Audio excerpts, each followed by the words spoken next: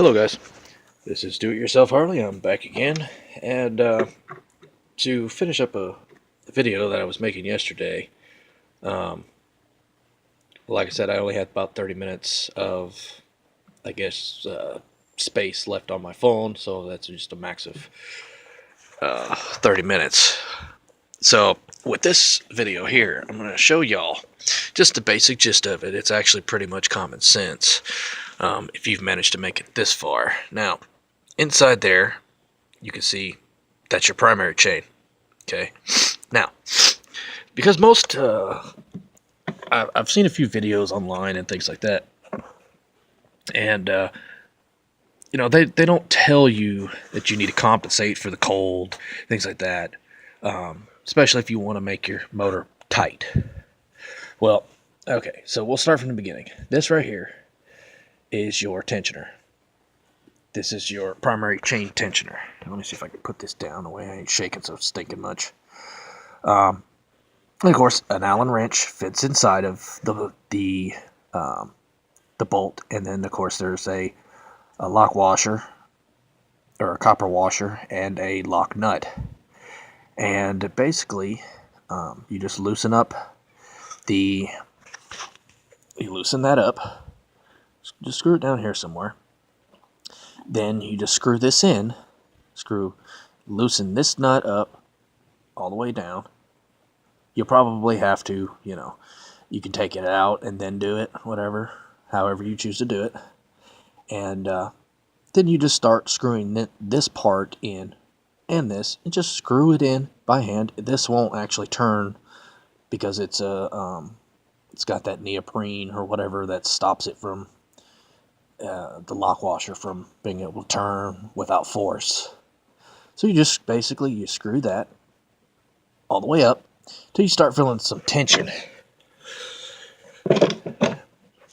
And inside here, now, like I said, it's going to be hard for y'all to see, but basically my chain there, it moves, of course, naturally. And if there's a lot of slop in it, of course, naturally, I'm trying to explain this the best way I can. Now, when you're looking in there, what you want, if it's cold outside, like I said, these are things that you got to compensate for. Like if you're putting it back together in the cold versus whether you're putting it back together when it's 100 degrees outside. It's cold for me, so basically what I want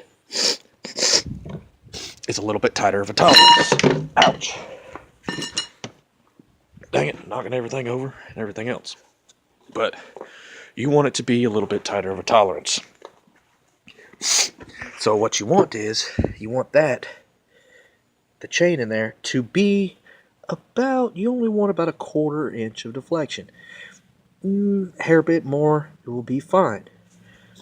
Now the problem that you're going to run into is if it's cold outside and you put the recommended slack, which is about a 1/2 inch up and down, when everything gets hot, it expands, you're going to have 3/4 of slack. That's way too much. And you can get, I imagine you've seen some of the videos where there's actually, like I said, where this nut screws into, it'll actually start to chew away those areas inside there, and you'll have metal shavings down in there. And possibly nothing holding your primary case on, but a few bolts. But so like I said, you turn this until you get it up to where that gives you enough slack, or the recommended slack, or however you choose to do it. Like I said, I recommend just a 1/4 of an inch of movement, which that's about a 1/4 of an inch when it's cold, and about a 1/2 inch when it's blazing hot outside. And then you just basically hold this and screw down the lock nut, which is that right there. Screw down that lock nut, and that locks it in place. And you're pretty good. Come back up here. Of course, check your slack. One thing you don't want is to be hearing click, click, click, click, click. You don't want to hear that stuff. If you hear click, click, click, click, you got way too much slack in there, and there's something you're missing. Um, but that's pretty much basically it. There's nothing to it as far as that goes. Um, and you just have to play with it until you get it right. Um, I would also recommend, after running the bike and getting it hot, to make your adjustment again. Make sure the chain slack didn't, make sure it didn't come loose, things like that. Always double check yourself, because you really don't want to mess that up. Yeah, but yeah, like I said, it's relatively simple. I think this wrench is a 532, and then of course my nut down here is a 1/2 inch. And then once you get that full, or once you get that tightened the way you want to, then it takes about, I put 20 weight 50 in here. Some people use the transmission fluid.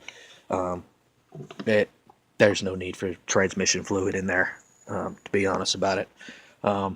Some people do, some people don't. Actually, I don't even think it cares what you put in there. Just any sort of kind of lubricant that's going to provide it's supposed to.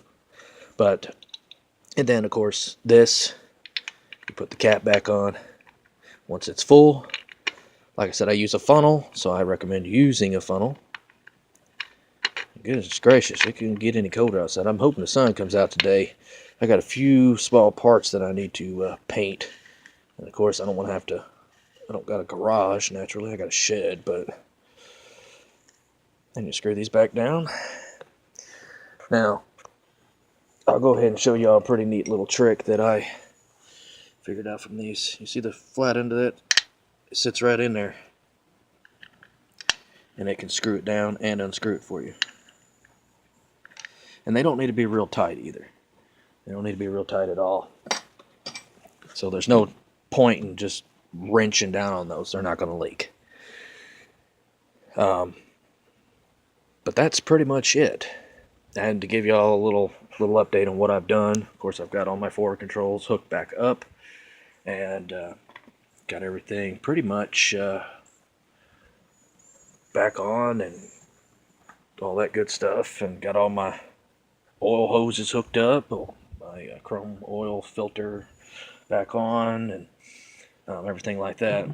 I'll make another video about adjusting your clutch cable, which it's relatively easy to. There's no particular science to it or anything else. It's actually just, everything is relatively just real simple. So, to give you one more rundown, loosen the nut up, loosen the nut to down here. You could take it out, whatever, it doesn't hurt. If you're doing a adjustment with oil in it, then you'll definitely have to leave this in, of course. Just loosen this nut up just a hair, start screwing your screw in, or your bolt in with an Allen wrench.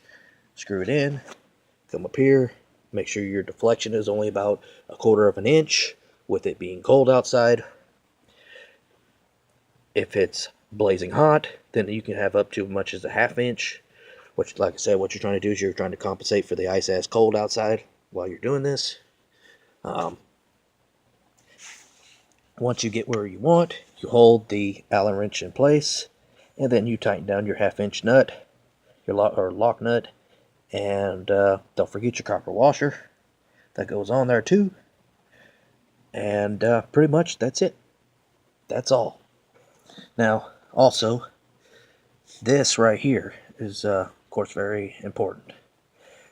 That is actually what holds that tensioner in place. See, that tensioner sits along here. Okay, that nut is very important.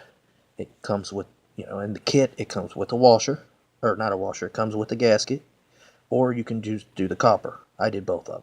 I just put both of them on there, and you tighten that down basically to about 10 pounds. Don't tighten it too tight. Don't crimp it down. You got to remember, you want that tensioner to be able to move up and down. And if you crank on this and force this down, it'll actually stop that tensioner from being able to move. And then, of course, this is your drain plug. Or, I guess, let me see. Let me make the correct term. It's a drain hole, but it's like a peephole basically. So when you go to fill this up with your quart of oil or whatever you choose to put in there, because like I said, some people choose different things. So you pull that plug out, which these bolts are from alloy bolts, as I explained in the previous video. You pull this out, and you open this. You start dumping in there, and when fluid starts dripping out of this hole, you got to take the screw all the way out, by the way. When fluid starts dripping out of that hole, that means you got it full where it's supposed to be. Put the plug back in it with the gasket, of course. That's it. Screw this back in. You're done. Nothing to it. Easy as pie. So with that, guys, hope you enjoyed the video. Hope it was very informative. And like I said, please like and subscribe. And, you know, all that good stuff. Tell your friends about me. And maybe if they got a Harley and they're trying to, you know, get some things done to it. And like I said, there's nothing to this stuff. And most of this information is actually universal, surprisingly enough. And so, anyways, with that, guys, I will see you guys later.